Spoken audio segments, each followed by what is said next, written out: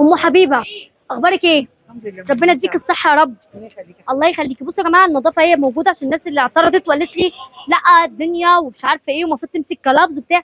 ست طيبه، احنا واقفين في سوق شعبي، انا خليني اكون دغري معاكم.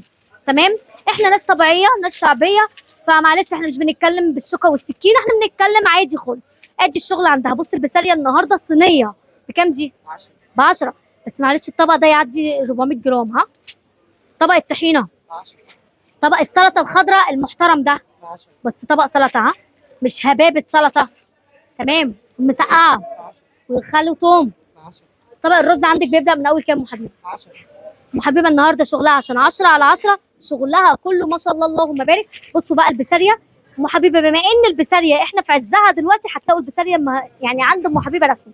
طبعا اللي عاوز جمبري عند ام حبيبه، انت هاتي الجمبري وهي تقليه لك، لان الجمبري دلوقتي غالي عليه عشان تقدر ان هي تجيب طاوله او تجيب كميه عشان تعمله. صح الكلام؟ صح. القلي عندي بكام النهارده؟ 30 35 حسب الزبون، مش بندقق مع حد. مش بتدققي. حلو قوي. رقم تليفوني يا ام حبيبه عشان اتابع. انا والله غيرت تليفوني ومش عايزه اطلع رقمي خلاص. ليه بقى؟ معلش عشان انتوا خدتوا رقم التليفون اتصلتوا بيا كتير. معلش معلش. اللي عاوز هنا يجي لام حبيبه، هي في سوق باب عمر باشا. جامع المرغالي وام حبيبه، وصاحب الدكان محمد بشر معروف طبعا الحاج محمد بشر طبعا موجود اهو، ربنا يقويك يا رب. هو صاحب الشغل وصاحب الشغل والله لا هو انتوا كلكم مع بعض على دماغنا من فوق. الشوي عندي بكام النهارده؟ شوي شريك من حشو شوي ب 25. اهو بصوا اهو، بصوا ما شاء الله اللهم بارك اللهم بارك. ده كده سنجاري؟ كده سنجاري اهو. بصوا لسه هتتفتح اهو.